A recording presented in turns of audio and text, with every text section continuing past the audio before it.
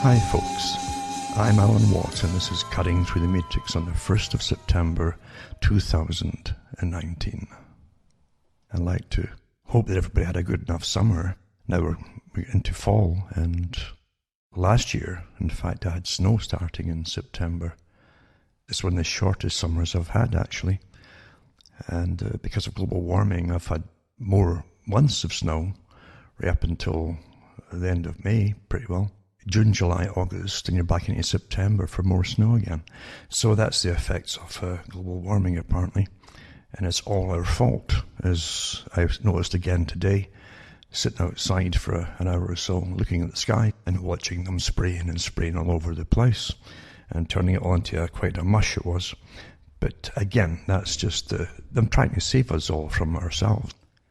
It's pretty comical in a sense to look back to, for instance, the 1990s, when talking about the chemtrails that were coming down at the time, 1998 in Ontario. It really started on a regular basis then. They'd been trying it out beforehand, but they were doing it every day, starting 1998. Very low level too, and across the sky, very evident science fiction type stuff when you walked out the door.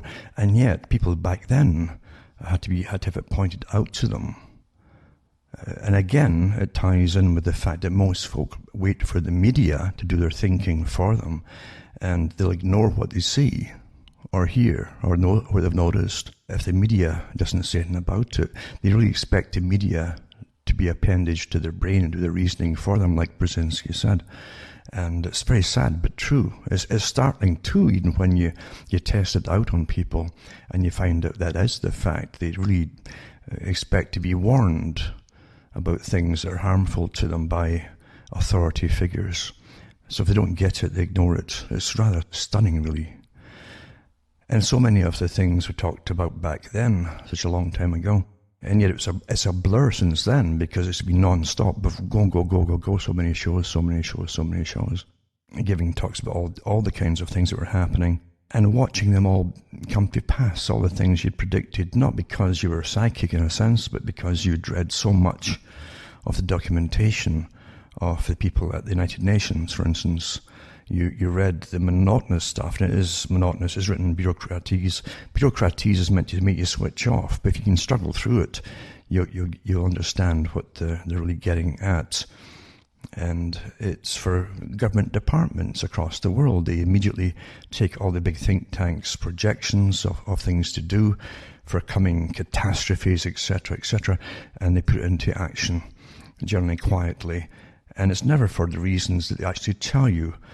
Again, you have to go back to the early writings of many of the people in this big remaking program, remaking of the planet and everything in it and everybody in it, going way back into the true socialistic systems of the 19th century into the 20th century, where they were rather blatant about it. It's very blatant, in fact, about wanting to create that, or create the perfect beings for the planet. And the old people, according to eugenics, must die off, and like Darwinian types of obsolescence for old type of humans. They should have the evolved type would have to go on into a future, and of course, evolution would eventually be brought about by scientific findings for those who were in charge of it all. And you watch it happening, and you remember the predictions too, where before Adolf Hitler came along and got the blame for all eugenics, because he just copied it from Britain and the US, the whole idea of eugenics and social hygiene and all this kind of stuff. They got it. That's where they got it from, and he actually mentioned it. Everyone's happily forgotten about it, but Julian Huxley kept it going, the whole idea, with UNESCO. By renaming different, creating new terminology for the same old things of too many people, too many of the wrong people, and projections of mass overpopulations of, again, what he would call the wrong people. And today, they're back at it again, back in the open about it, really, and they're trying to say this, all of you see. If you're not a somebody today, then you're obsolete. And that's what they're really telling you. if you're not a somebody, you just obey the ever-encroaching authoritative commands of the authoritative system, which is less and less appearing democratic. It never truly was democratic, but in their own writings at the Club of Rome, they make lots of jokes about it, because they never believed in democracy, but they did believe they would have to use the term democracy for a long time to get the people to comply and go along with so many of the things which they've been pushing. So you have a very thin veil of democracy today, but in reality it's going full tilt at the next phase of perhaps even a form. Interestingly, I was reading one of the books from the Club of Rome, and they were going through all the different forms of usefulness in governance, different types. They can use it for different types in an agenda, for instance, or a society's evolution. And they went through all the different kinds of, including tyrannies and tyrants and dictators. And it's so interesting to see the Club of Rome play the two sides of things, because before, many of the people at the Club of Rome were the ones that got people into wars, world wars even, with their ideas, and then they blame everybody for fighting in the wars, which they often helped to start in a sense. But because wars are very useful for change. Carroll Quigley said it too. He said, if you want quick change, fast change, you can get more done on a social level, meaning changing all of society, views, opinions, and even ways of living. You can do more in 5 years of war than 50 years of peace and propaganda. So don't forget these things. War is very useful for changing sides, and changing all sides, I should say, and the opinions of all sides, because all parties involved in a war will change. It doesn't. You don't go to. People are brainwashed to believe you go to war to retain something, or your culture. That's what they used in World War II. And as an example, Britain went into World War II. This entity or corporation called Britain, or the UK, into World War II, using propaganda. They all use propaganda of saving their culture against a tyrant and saving democracy, etc. So they went to fight National Socialism. And at the end of World War II, they emerged as a National Socialistic country. Really interesting. And of course, with so many different laws on the books, etc., to change their culture drastically, in fact, till you see what it is today. It's constantly changing. You can't even say it's a fixed culture at all anymore. There's hardly a remnant of the old system there. You've got to understand what gives you culture and what keeps you together as a society, rightly or wrongly. But you always have a strong commonality of culture with common beliefs and common rights and wrongs. You understand it all perfectly well. And you need very little police when you have a culture and a society like that, because the people self-police, the culture self-police themselves, and things which are wrong are generally very evidently wrong, and so you can keep it all in check. So if you want to destroy culture, you must knock down all the things that made it strong. And you can do it by pretending to help people. That's the greatest tactic of all. For instance, the UK... the people in the UK never had it good for an awful long time, for centuries really, since the big central banking system took over and they could tax people's income, and all the different goods and services and so on that happened inside a country were taxed to pay off what you could then call national debt. So governments could then borrow from a central bank for their wars, to pay for the wars, so the corporations could get all the profit abroad, you see, by taking resources of countries. But they wanted the public back home to pay for it all. That's really what it was all for. And as blunt as that, and it's as truthful as that. The people pay for the armies, they supply the military, the people for the uniforms, and they go off and fight these wars, and then they pay for it all. And the countries that were taken over under the British Empire, you paid for the railroads get put across India and different countries too, so that the resources could get moved out of the country for the big corporations that had been there since the East India Corporation at least. So central banking was awfully handy, and then you put it down to debt, a national debt. and then the people had to pay it all off in taxes one way or another. And after World War I, that decimated Britain. They never had peace, remember, for centuries, war after war after war, right into a Great Depression after World War I, rationing World War I, depression, and they never really had a return to full employment after that because other countries, including Germany, were vastly outstripping Britain in manufacturing. And they were awfully, awfully good at it in Germany. The people who ran Britain were so stingy. They wanted things maximum profit, and which means it's very simple. You either get the cheapest labor, they don't put their heart into things, and you won't really care so much when you get really cheap labor about what you're doing, or else you reduce the materials and the products that you're making, so they're not as good. But Germany put a lot of more money into less profit, so they were outstripping Britain. So Britain really went into a tremendous depression, and yet during that whole time, up until World War II, that lasted, the depression. And then after World War II, they had massive social programs. They even have documentaries, or they used to have up on YouTube years ago, on the propaganda they used for the British folk at the end of World War II. It was done in a park, and there's a guy sitting on a bench, and the park keeper comes along and starts pointing out how much percentages of his pound note for his pay has to go to this, and so much for that, and so much for that, all for the British debt. So the people still had democracy, remember. They fought, and they were told to go off and fight for their way of life. And people will fight for anything which they know. What you know is your way of life. Even if you're living in poverty, you'll generally go off to fight it, because what you're taught is that the people who might conquer you are going to be 10 times worse than people who already own you. That's the way it really truly is. And so they'll fight for it, but they will fight for each other, you see, because they are the real culture. The people themselves are the real culture. And so they'll fight to try and retain that. After the wars, it was all destroyed.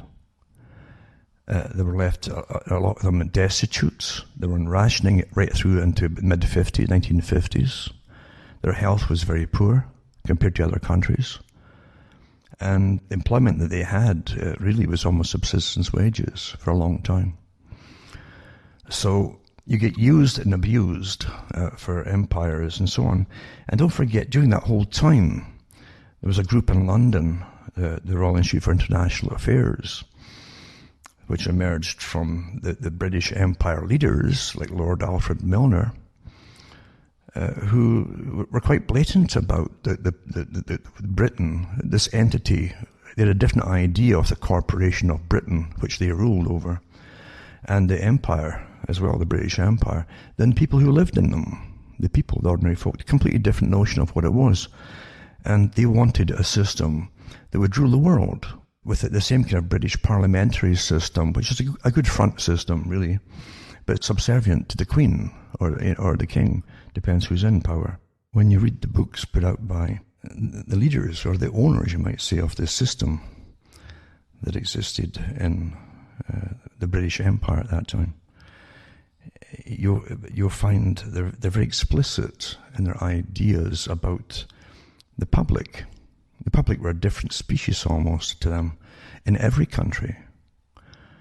It was really so marked, which is really upsetting to a lot of people. They want to believe the old BBC dramas that they kept putting on, that somehow an elite would have some kind of affinity and even some kind of emotional affinity with the public that they ruled over. And really, it wasn't like that at all for most of them. They were distinctly removed from the peasantry. They wrote for themselves, their own classes. And above that too, they wrote for the selected ones from the upper classes who worked in the societies like that one that became the Royal Institute for International Affairs in the US of the CFR. And they have a branch too for the Pacific Rim region too, with players in Australia and New Zealand and China and Japan, by the way. You know. So they were setting up the future world empire. But what gets you, what strikes me when I look into the old volumes of rapidly disappearing material, written for their own people, almost inter-group publications, is the similarities of today with so many think tanks working for them on all aspects of the economies, transport, the psychologies of the peoples, the classes of the peoples, the genders, all these things, and study upon study, well over 100 years old, right up to the present time. The data accumulated by this has been used by them to an incredible extent for change, of course, planned change across the whole planet. And you can see why they couldn't disclose this stuff to the public, the general public, because they need you to go along with it in all phases of their great plan, the grand plan, you might call it. Otherwise, you wouldn't go along with it. If you all knew, if your parents knew that your society was just to be utterly destroyed by a Gramsci-type scenario, the communist who says, instead of just fighting people physically and so on, he says just come in and gradually take over the functions of culture step by step, and education step by step, and so on, and media, and you can convince the public as they're growing up that and before you know it, in a generation or so, you've completely altered what they were by design, by plan. And so a socialistic, almost communistic type system or way of using techniques was implemented on the public without them even being aware of that's what was happening. They were trained to believe they were fighting communism. But in reality, it was being taught in universities in the Western world, taught openly. And they were recruiting openly too for big changes ahead. The public can't quite get, and most folk today can't get their head around that. Why would your country be fighting communism and yet promoting and even funding its tuition? It's because down the road, you always, through the Hegelian process, you have a synthesis. Remember, you need two sides for change. One side changing you all the time is a tyranny, you see. And if you have two sides, then you think you're fighting a tyranny, and then if you guide the synthesis, basically, you get thesis, antithesis, and synthesis. So synthesis is the outcome of the two. So if you guide that along the way, and you guide the arguments, you'll get society to always move in the direction that you want. And you can convince them of pretty well anything by using the right techniques of how to live, how to behave, what's okay, what's acceptable, what isn't acceptable, and keep changing normals all the time until you've got new normals across the board. You can also train them through incredible indoctrination. It's so slickly done that people don't know they're even being indoctrinated through entertainment. Until, in a Pavlovian sense, they'll have incredible reactions if you mention certain even words to them. They'll blush and go into almost, panic if you hear certain terms used and things like that.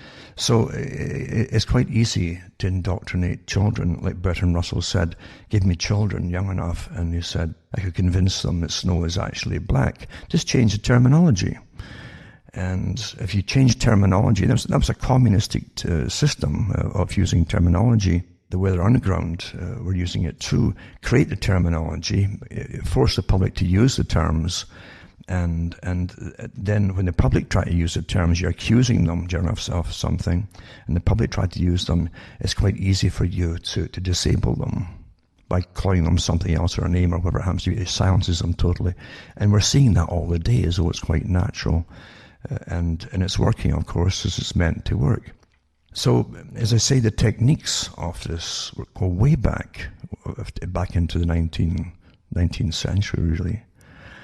And improved with mass communication and mass study on the public. And since the internet came out, there's never been a time of rapid learning on behalf of those who observers, monitorers, analyzers, etc., with the use of computers. And they don't have to even use as much time on the public. With algorithms, they're rather perfect today. They can actually suss out different people's communications and categorize you all in real time very quickly, boom, boom, boom, any pigeonholes. And that's what governments are all using across the board. And it won't get better. It won't get better at all, because they're using algorithms now and lots of scientific papers out where eventually computers, the computerized system, and artificial intelligence will be running your lives and making the decisions not just on your behalf, but for you, whether you like it or not, in a very authoritative fashion. And it'll be harder, you see, if you've been targeted for because of your social credit system being not up to par, or you've got opinions that a tyrannical government doesn't like, then you're going to have a hard time of it. You'll have no humans to contact to complain about something. They'll just say, well, it's all done by computer because it's out of our hands. It's perfect, isn't it? Who are you going to complain to? It's quite amazing to me, because if you can't have opinions, it doesn't, and you don't have to be violent with your opinions, you just have to have opinions. You don't have a free society. In a free society, you got all kinds of opinions. People will get upset, and you'll get upset yourself at times. But that's what freedom is. If you're forced into a singular technique under the guise of keeping the peace, or whatever it happens to be, you're in a Soviet-type system, because they were imprisoning people under psychiatric terms for years. There's books out on it. They called it, you were inflexible. You were socially inflexible in your opinions. And that was a mental illness, you see. And you couldn't complain about the system of communism, because it was obviously the most perfect utopia in the world, as it was taught to everybody, you see. You must be mad if you didn't like it. We're seeing the same techniques used across the world now. And China is using it to a really good effect with their social credit system. There's some good publications out on it now in good detail on how it's used on the people. And really, a few literally have broken one of the taboos there. They're not crimes, they're taboos, but because they're taboos, like a thought of something, or not quite up there, or worshipping the party's stance on whatever it happens to be, you'll get blacklisted, and you can't even travel in. You can't even go through doors in a library or in all. There is banned from them all automatically, and that's coming, of course, to the West too. For those who haven't picked up on it, it's so interesting, as I've said before, of the warnings we had back in the 80s and the 90s of what was to come, when people could put out good scientific projections from good sources on the dangers of all of this coming computerization and data collection and so on. Most folk, again, because they're nice people, would say, we understand that could be done, but they, it's almost the they word, meaning authorities, they would never do the nasty things to us. But why wouldn't they do that? Power.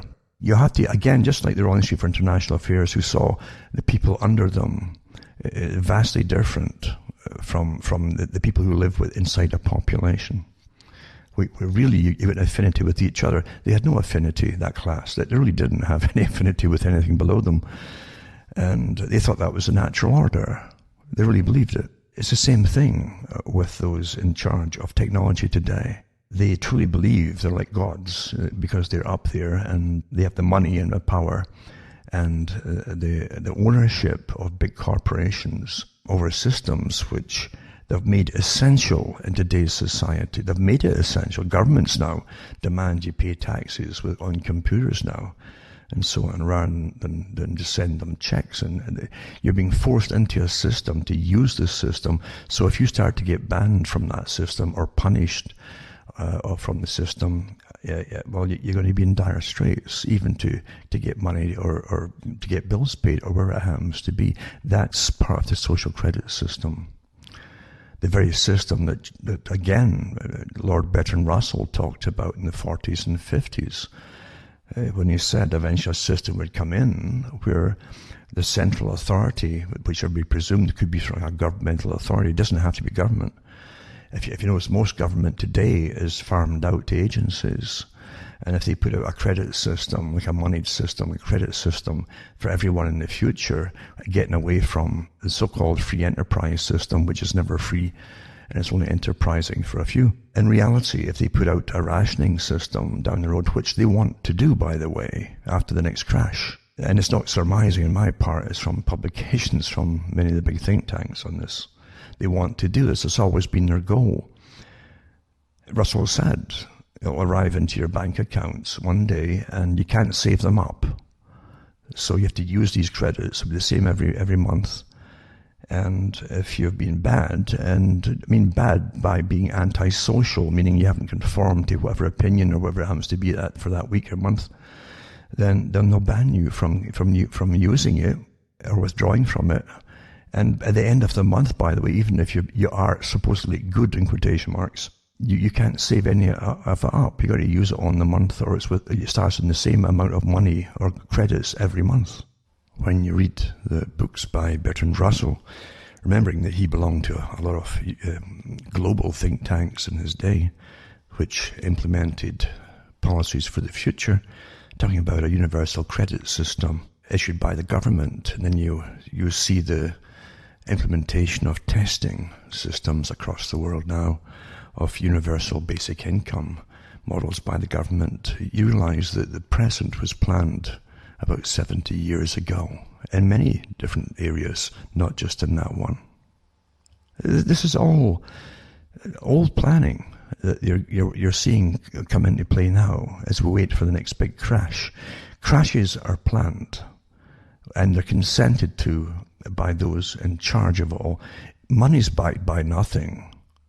If they wanted to go on for another 100 years this way, they would just make, well, in 100 years you'd be earning a few $1 million a year each. But you'll be living in a system where it'll be quite a few $1,000s for a cup of coffee, etc. As they inflate the currency, make it worth less and less and less. But we've already lost over 40% of the value of the dollar purchasing power since 2007 and 8, where the last crash came. That was what they called an adjustment. So now you need almost, $1.50 to get the same amount of money, basically. And it's the same amount of purchasing power and buying things, the same items. And it's quite evident to everybody, you almost need $2 now for every one that you used to have, especially in foods and areas like that. And that was agreed upon. And I even read articles on the air at the time, back then, from the newspapers that were, when they used to have journalists that were assigned to parliaments and that published the stuff that we're talking about. But they said that was the plan. They'd inflate the currency. They gave the okay, in fact, almost an order to all energy. Now, food is an energy for folks, don't forget it. And electricity and all kinds of heating, all to go up in price. Because that's the big global agenda, to start restricting our use of energy. Because the whole point of the global warming nonsense and so on, all this stuff, is right in your face today from the big think tanks, rather openly. There's too many of you. You're the problem. And global warming, climate change, and sustainability is what they used under pretense of taking control of everything and society and your life and even marriage or offspring or having offspring or the right to have offspring, all into the hands of authorities. They're quite blatant about it. I'm not making this up. This is not conspiracy stuff. I don't talk about conspiracy stuff. I use the facts that come out from the newspapers and from the think tanks and their magazines and their own publications from universities, etc., etc., etc. There's nothing to guess here. People who want to believe that you're being taken care of in this almost maternalistic system somehow, you forget it. It's not paternalistic or maternalistic. It's authoritative now, and it's ready to go with the next crash. It's ready to go and show you that you can't go on like this. They keep telling you that, again, in this last week, all the publications are going the same stories about overpopulation and statistics on the population expected growth from different countries. Africa, they say, is going to be terrible, etc., etc. Meanwhile, they still say, like they've said every year for the last 20, 30 years, the population in the West is declining. So we're being good and having less children. But because of it, they say you got to bring more people in to take care of the elderly. This is the excuse they give you, as the whole world is being turned upside down and moved around and so on. But again, they want you to eat insects now. Again, they revived that whole thing. and get you off high-protein diets under the guise that we just can't go on with the farming the way it is. The farming, folks, has been cut back for many, many, many years with licensing and taxations and different restrictions have been put into place. I've got articles here and government declarations from the 40s and 50s on the need to eventually reduce and restrict farming. So don't believe what they're telling you at all. The whole problem is you, they claim. And you either have the right stuff in you or the wrong stuff. Just going back to a great hero of the physicists and the scientific societies, a descendant of Darwin, of course. And it was the next million years by Charles Galton Darwin, the physicist who worked on a good helper of society. He worked on the Manhattan Project with other folk. They helped to murder lots of people. That's what they do, these people that we look up to, it seems to be.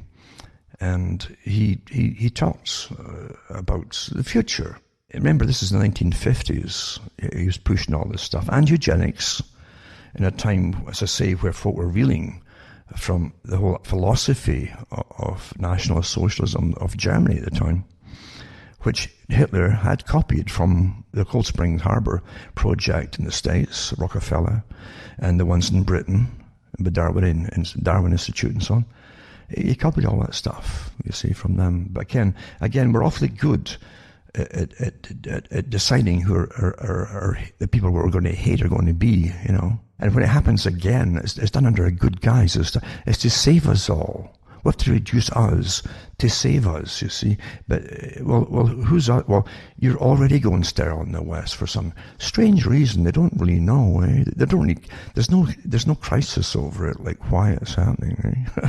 Well, it's because they know why it's happening. Anyway, the next million years, in page 76, Charles Galton Darwin, the descendant of Charles Darwin and eugenics and so on, he said, it would surely be as wrong as the speculations of a natural philosopher of 2 centuries ago would have been about our present conditions. It may be noticed, however, that the biological sciences, which in the 19th century rather lagged behind the physical, are beginning to show promise of quite astonishing new advances. The proper consideration of these biological advances must, for the most part, be deferred to later chapters, but I may list some of them here without discussion. There is first the possibility of new sources of food. For example, if grass or wood could be rendered edible, it is safe to say that there would be immediately a great increase in the population of the world. What he's saying is if you have good food, folks, doesn't matter what it was made of, it's going to increase the population, which is the enemy of those who rule the world. But he says, then there is the probability that medical science will continue still further the great triumphs it can already claim in the conquest of disease. It says it is also not impossible that medical science might succeed in materially lengthening life without senility, though in a world of overcrowded population, it's not very clear what would be gained. Now, I'll just stop here and say this, that's been in all the magazines and science and so on for quite a while now. Even this last week, they've got chips they can put in. They claim they can reconnect a lot of the pathways and the systems in the brain. And actually, just like I think the movie Johnny, was it Mnemonic? They're talking about giving you basically further capacity for learning through microchips in the brain itself, like a hard drive, where they can store the data. It's just astonishing how they program you through all the sci-fis until you think that's quite normal when it comes along, really. Well, remember all the other stuff they showed you in sci-fis, and you better pray that it doesn't happen. All the other nasty stuff. Anyway, it says here, looking a little deeper, there is a possibility of substantially altering the intellectual and moral natures of individuals, right? Intellectual and moral natures of individuals by some sort of hormonal injections. Already great effects have been produced on animals. Now that ties in with Bertrand Russell's by means of diet, injections and injunctions. They could control the populations. Anyway, back to Charles Galton Darwin.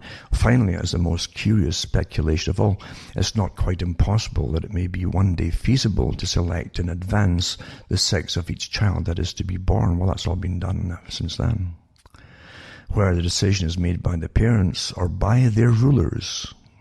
This suggests the possibility of a great unbalance in the populations of the world. Before discussing these matters, it is necessary to look deeper into man's nature, and this will be the subject of the next 3 chapters. For those who haven't read his book, it's an easy enough read, actually, The Next Million Years. He's on to say it's quite non-moral, and that there are many qualities and we by no means admire, which nevertheless are often regrettably effective in the struggle for life. All through the animal kingdom, one of the most successful roles is that of the parasite. And there are states of human society where such a parasite as a professional beggar is as successful as anyone else.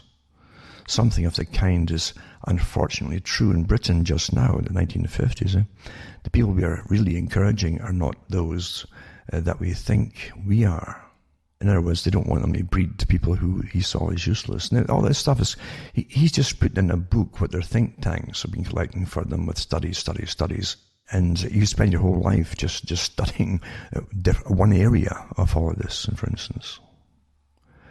It says, the next million years, in page 93, it says, for a great many of the people who get good promotion are contributing less than their share to the next generation.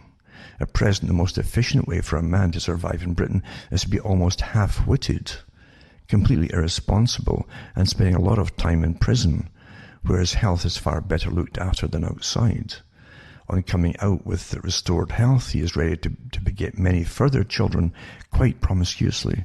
And these problem children are then beautifully cared for by the various charitable societies and agencies until such times as they have grown old enough to carry on the good work for themselves, meaning crime and so on. It is this parasitic type that is at present the most favoured in our country. If nothing is done, a point will come where the parasite will kill its host by exhaustion, and then of course itself perish miserably and contemptibly through having no one to support it. Now, all this kind of technique is discussed by the communistic systems, and Gramsci too, of taking down nations. Again, get back to dialectic. And believe you me, Charles Galton Darwin was perfectly aware of the dialectic, and that the group he belonged to often ran both sides of things. You create the problem, then they use their own press, they point at the problem, right? Create it first, point to it, get everybody feeling bad and guilty for existing, yet they're using the worst types as examples, but everybody will then feel guilty. Well, how much am I contributing to society? Doing my little pathetic job, etc., etc. This is how it's done, folks, for those who don't catch on to it. The rulers, and he came from a line of rulers, they boasted about the fact that they were a scientifically bred family for science itself on behalf of the dominant minority that ruled. And Julian Huxley, who was also related to them all, the same group, talked about that. So he was perfectly aware, Darwin was, Charles Galton Darwin, of their particular management of all different kinds of sides here. And he's saying the same things as Lord Bertrand Russell, the great Lord Bertrand Russell, who kept using the same kind of examples, but then pointing to the rest of society as just useful, not even the ones who are working on lowly jobs, as almost obsolete types altogether. You'll find the same thing in George Bernard Shaw, in Man and Superman, in his writings about the socialist system that he was all part of, where they would, just like the communists did, slaughter millions of what they would call useless eaters. And he said that you'd have to be adaptable for a new scientific age. And a man would have to be able to literally fix and understand vehicles like motor cars and stuff like that, and other things too, and adapt. Those who couldn't adapt should be extinct, because that's a Darwinian principle of evolution, they claim, and eugenics. So we're living through it, folks. Now, the people who write this stuff and work and meet in the big global meetings about it, they're not having a hobby club when they get together and discuss these things. They're dead serious, and they draft up different documentations. They've got whole bureaucracies that draft things up for them. here at the WEF and all the other forums that they have and meetings that they have. And they have them implemented. They're not hobby clubs. I hope you understand that. When you read this stuff, stop saying, oh, they'll never do it. They always do what they say they're going to do. They always do. And if they have to find ways of terrifying you to comply, like sustainability or global warming, and it's all your fault, then they'll do it and they use it. And they have no problem with that. The Club of Rome said that would fit the bill for this particular agenda. The same Club of Rome that doesn't believe in democracy, they believe, and one of the last books I read from them, in the right to even use dictators in the coming struggles and chaos that's planned, basically. I hope this is not scaremongering. This is the stuff that they've been publishing. Read them. It's just fascinating. And no one's criticizing them, you'll notice, for coming out with all these incredible, to your mind, projections of things that must be done. And don't forget, even Gorbachev was a member on the Club of Rome's body. I think he still is. He was the president of the Soviet Union at one time, the head of it. Back to Charles Galton Darwin. I wasn't going to even touch him tonight, but since I just hit on it, different classes of people into parasitical classes. Well, what happens when you become disabled? Through work too, you're now a parasite as far as you're concerned. Member of the United Nations said as well that a good citizen, as they defined it, was someone who's a good producer and consumer, but not just one or the other. You have to be both. What happens when you're retired? Well, you're now a problem, you're a burden. It's like your bank balance, folks. If you put money into savings deposits in a bank, the bank lists you your deposit as a liability, not an asset. It's a liability. If ever a crash comes, you're a liability. You're going to lose it all anyway, and they'll claim it from you. But regardless, it goes on and on and on. Each topic, of course, into so many different branches. But tonight, I just wanted to just mention the fact that years and years ago, like 20-odd years, and back in even longer than that, and to the early 90s, the different topics that we're discussing were getting laughed at by the public, who won't believe anything until an authority figure tells them. And they've been trained who the authority figures are. In every country, they have mainstream ones, main ones for the news, that you've maybe grown up with, and out they come, and they just read what's been scripted for them, but you'll believe it, and you'll parrot it, and you'll do what you're told. But if anyone else tells you years and years in advance and shows you all the proof, most folks simply just turn away. They don't believe it. Even if it's from the sources themselves or from the government, they don't want to read it, they won't read it. So you can't go out and expect everyone to understand or care, for that matter. That's the true nature of humanity. They know precisely it's only a small minority who ever have that spark in them to inquire and to find out and dig into what's going on. The rest of the public are under a form of hypnosis most of the time between fact and fiction, especially today. They're so overloaded with fiction, blended with the things that are happening, so it's all mushed together, that whatever happens, it's all predictive programming for the next step to them, and they accept it even more easily. It says here, the next million years prevail, in page 114, Charles Galton Darwin, over the operations of pure chance. Thus a creed may have the rudiment of the quality possessed by the genes of mankind, of being able to produce a permanent effect on humanity. If the history of the future is not regarded as the automatic unfolding of a sequence of uncontrollable events, and few of us would accept this inevitability, then anyone who has decided what measures are desirable for the permanent betterment of his fellows will naturally have to consider what is the best method of carrying his policy through. Now think about what he's saying there, of who's deciding what's better for you, right? It says, and will naturally have to consider what is the best method of carrying his policy through. There are three levels at which he might work. The first and weakest is by direct conscious political action. His policy is likely to die with him, and so to be ineffective. The second is by the creation of a creed, since this has the prospect of lasting for quite a number of generations. By creed, it's almost like a religion in a sense. You can create, now, sustainability and biodiversity, all this kind of thing, that's a creed. It was designed to be a creed and promoted as a religion. Gorbachev himself said that. He said, we have to create a form of world religion based on the environment and greening and so on, he said. a form of earth worship. Well, look at all the well-funded and trained NGO leaders with all their followers out there who've all been brainwashed at school for their purpose. They don't know that. They think they've come to conclusions by themselves, by the particular selected videos and so on that have been shown through classrooms year after year and so on. Armies of them have been created.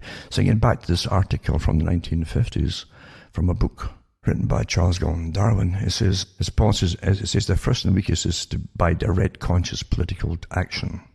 His policy is likely to die with him, and so to be ineffective. The second is by the creation of a creed, since this has the prospect of lasting for quite a number of generations, so that there is some prospect of really changing the world. So he's ruled out politics because it's too changeable, you see. He's telling you a creed is above the political system, and that's what you're seeing now. You don't vote for all these NGOs out there, do you?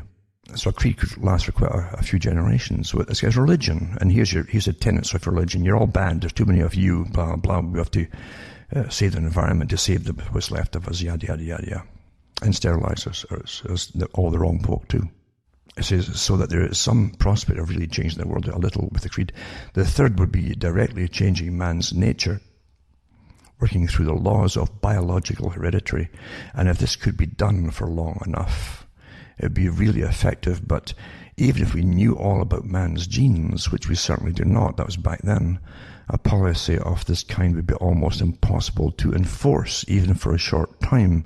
And since it would take many generations to carry it through, it would be almost certainly be dropped long before any perceptible effects were achieved.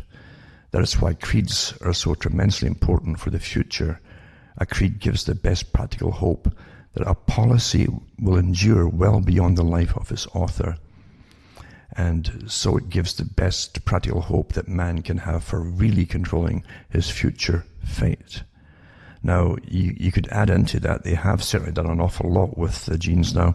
There's another article in the paper, again, from the Journal for American Medical Association, with a study done in Canada, I think it was. And I'll put them up to the links from them, where you can read for yourselves the studies from, about fluoride. Again, talking about this years and years ago, and folk would laugh at you. And yes, it does drop the IQ and cause many, many problems, especially, by the way, in the male. Now, just to end, because the time's running out already, it's rather sad in a sense, but I only picked this to talk about the last minute. I was just going to touch on it. But it's too interesting. Charles Galton Darwin is rather blatant about the agenda.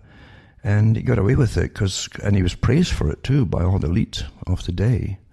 If you get the original book with the cover on the hardback, it's got all the praises from all the top people in the country at the time and in the world. By top, I mean powerful and wealthy, etc., and those who had the right to implement all these different agendas. Well, in the 1950s, remember, this was written. I think what followed it. Now, he was on one person in massive think tanks, huge think tanks, that even met during World War II to decide on how to depopulate or reduce the population of the world after the war ended. So in the 1950s, out comes this book, and which is like, I'm sure many of the people contributed to it who were on the different think tanks and so on with him. And come the late 50s, you had the change in the morality rather quickly with the types of music and movies that flooded out into the 60s. Suddenly you had the promotion of sex like never before. And from that, you had the National Health Services immediately taking care of unwanted pregnancies. So sex without limits, really. To do it, and they actually printed books on it of the need to destroy the bonding process of man and woman, so that sex would be simply for gratification and release of the sexual urges, and without bonding was to be destroyed. Well, look at what happened in the West, until hardly anybody can get on with anybody else for any length of time anyway now. Very effective warfare strategy, and the populations have plummeted in the Western countries. Interesting, isn't it?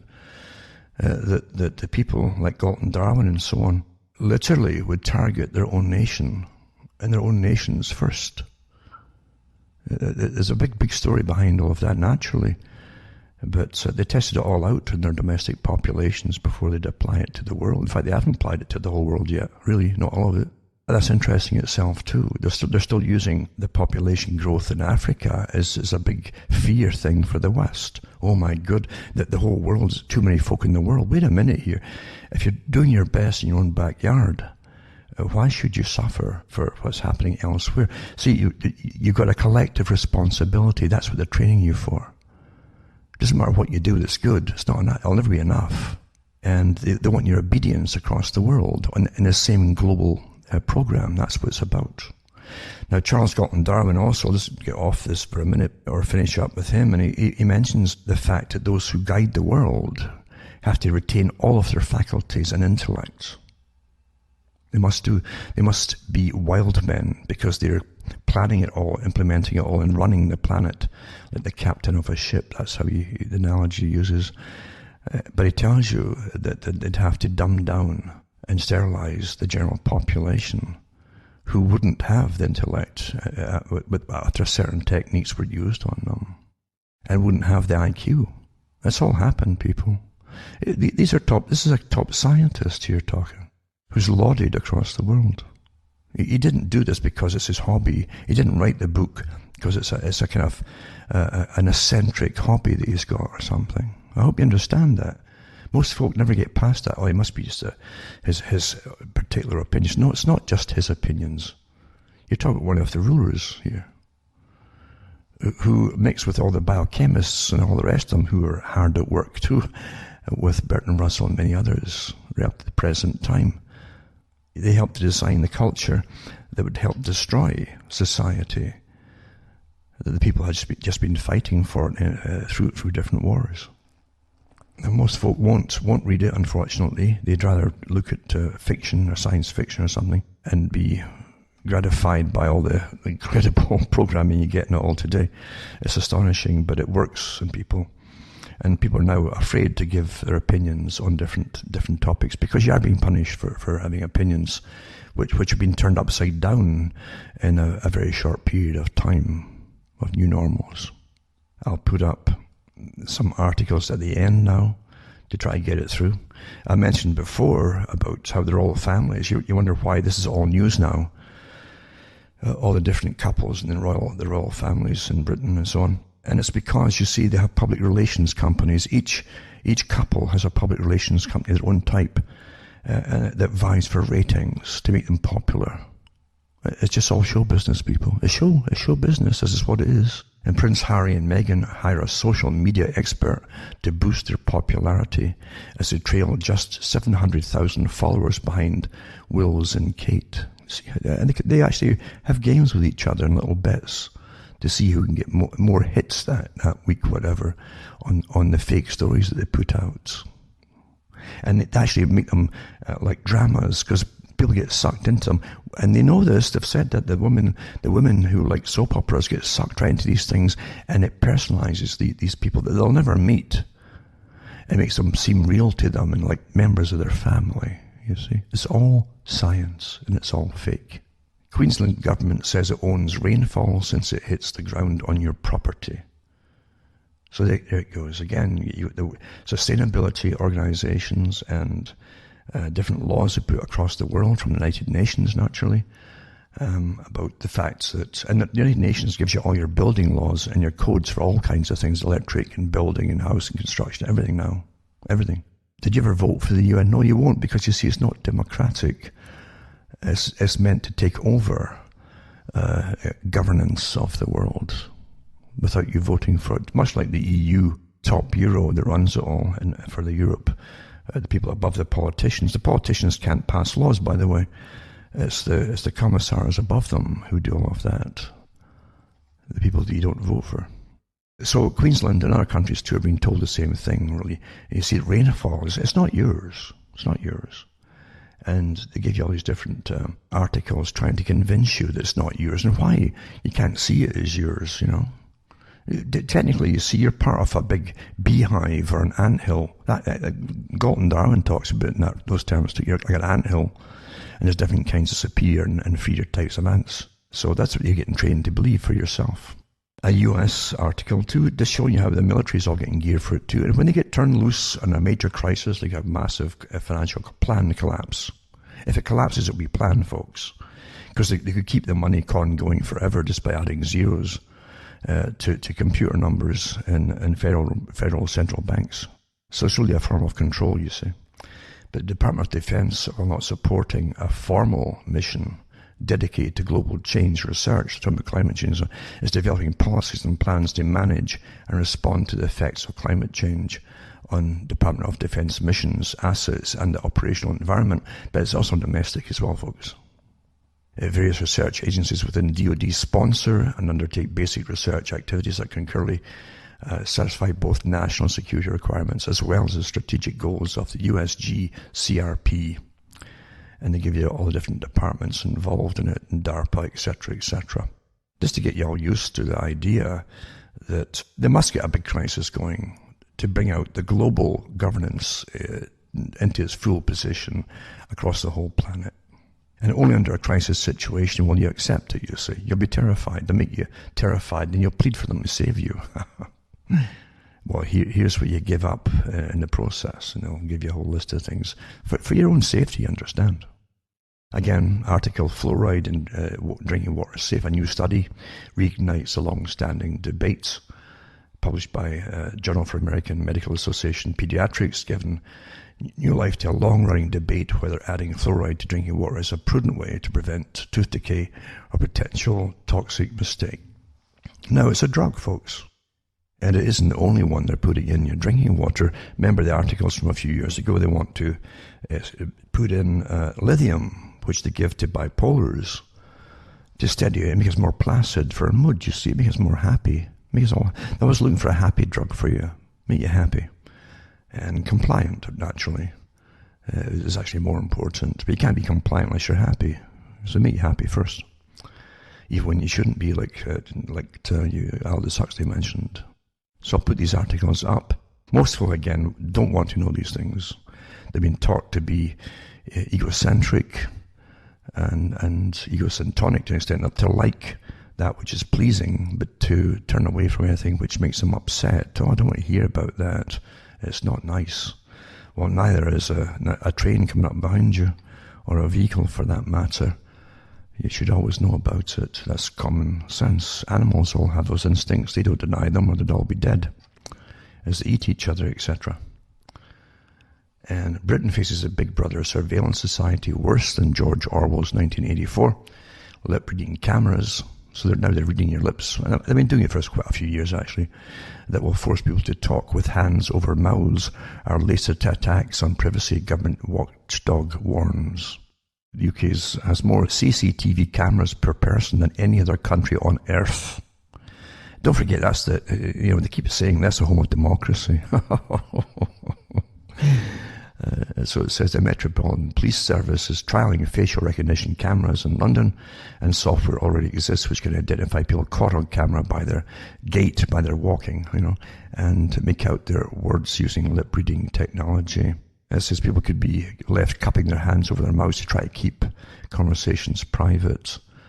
He warned that the tight legal framework which limits the government's use of covert surveillance doesn't apply to new technologies, yeah, sure, which can be deployed in public spaces, and called for better regulation. Actually, they have that stuff in China too. It's a rollout. Remember, China is the model state for the whole world to copy.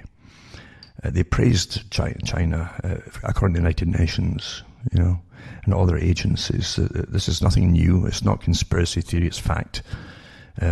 All countries have admitted that at the United Nations, when they've gone there and for their talks, that China is a model state for the world to copy, to follow.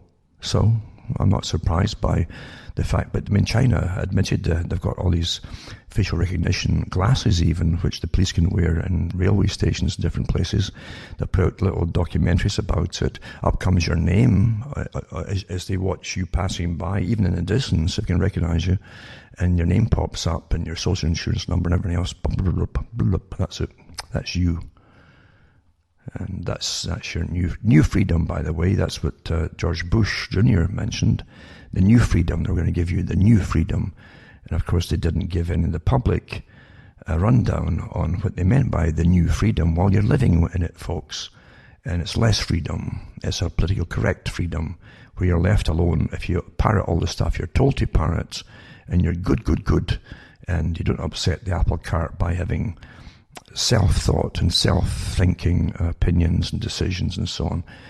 All those bad things, own think, We're here. We really are here. And it's going to get a lot worse as they ramp it through.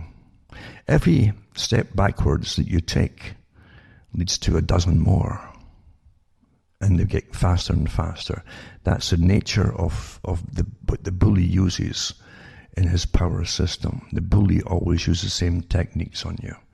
One step back, it leads to a dozen more at a time. More, boom, until you're running backwards to comply. To be independent people, you've got to stand up individually as an independent person, not as some kind of ant in a hill, an anthill like Galton Darwin talked about, Charles Galton Darwin. And remember too, if you cover your face, you eventually have police come up to you because you're not supposed to hide your face according to the different anti-terrorist laws and so on. So cupping your hand might seem, what are you saying? We have the right to know everything that you're saying in public, you see. Do you understand where it all is already? George Orwell had his character Winston going round a little part in his tiny little apartment to try to hide from the cameras to write his diary. We're here. And folk are not afraid of it. Okay. We go with a whimper, not with a bang. Remember that one? I'll put up now, what else? You find that the Bank of England, Mark Carney, who was previously the Bank of Canada, they move them around the planet now, eh? The head of it, the Bank of England's head, urges replacing the dollar with a Libra-like reserve currency. So it's all coming along nicely because all the Federal Reserves of all countries, all the central banking systems are all linked together into one club. They're really one ownership in a sense. To be honest with you, if you really delve into it and do enough digging, you'll find that. And you must get a unified system across the planet to control the public. As I say, money is just a control system. And they can create very good front men tomorrow to lead you, to have you all follow them, say that they're geniuses, and apparently appear to be the owner of massive corporations with billions behind them. They can make them instantly today. It's quite easy to do, and they have done it quite a lot recently. But that's how it's done, for those who haven't caught on to it. You find that the trouble with Hong Kong, of course, they've got... Australia's expecting a rush of Hong Kong millionaires to flood into Australia now, try and get out of the situations as China reasserts its authority over Hong Kong. I'm always interested when you see more and more exercises, domestic exercises for unrest at home. And they really started this again in the late 90s. Because they knew the war was going to step up and across the Middle East with 9/11 before 9/11 happened, folks. They even passed laws in Canada. It was an omnibus crime bill, which was really an anti-terrorist bill, before 9/11 happened, a couple of years before it. Everybody at the top knew what the big agenda was going to be, regardless of with having wars and who against whom, etc. They started having exercises at home as well. Rather blatant ones, claiming it was for wars overseas. They were using mock attacks on some cities and so on. Anyway, there's an article here in North Carolina, special warfare exercises kept under the radar in North Carolina, known as Robin Sage Training. The unconventional warfare exercises are like live action role-playing in the extreme, with hostile engagement between special forces, students, volunteers, civilians, and soldiers out of Fort Bragg. It begins August the 30th. So they include gunfire with blanks staged across 21 North Carolina counties. It says, and the Army is telling the public not to be alarmed at suspicious-looking activity.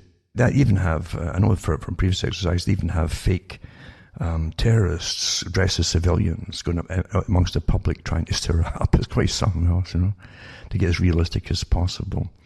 And it says heavily populated counties like Wake, Cumberland, and Union counties are among training sites, according to U.S. Army John F. Kennedy Special Warfare Center, Fort Bragg.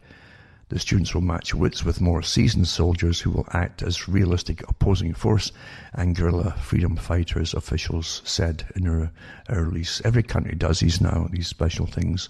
In fact, some of our in the Europe, you find that they've used different European troops across places like Scotland and some places in the past years. So they'll use them when the time is right, you see. And unfortunately, that I've rushed through a few things. I had a whole bunch of things I wanted to talk about. I never get around to things I want to talk about, and it's kind of sad. But you must sometimes let your brain have its way, or let the spirit have its way as to where it's going to take you. But I tell people, for all the bad news, don't go into it if you can't handle bad news. Don't get angry. Don't get angry by people who are set out there to be leaders for you, whose sole job is to make you angry, or make you to react or do silly things and so on. This is the world in which we live, and the world is not, you definitely have evil in the world, or as a force, there's no doubt about it. I have no problem recognizing that. And you have to accept that there are evil people who are often very respectable people in a system which praises money, wealth, and power. But you don't have to be part of them. But you can always be aware of things too. And hopefully, that means that's all you've had down through generations is information passed on by a few for another bunch of the few to come for each generation to keep it alive. Otherwise, you've been conquered long ago, folks. I mean, completely, the agenda would have been accomplished completely long ago. But right now is completing a phase of it very quickly, and you have to be on hyper alert, I would say. Because there's definitely a crash being planned about taking us down to the next step. So anyway, for those out there who have been following me for years, remember you can buy the books and discs at cuttingthroughthematrix.com. Make sure you list the sites that I have on the cuttingthroughthematrix.com site in case anything happens to any one of them. And hopefully you can continue to get my talks. And remember too, you can also donate to me. And you can see how to do it at cuttingthroughthematrix.com. Different methods. From myself, Alan Watchman, to your Canada's good night. May your God or your gods go with you.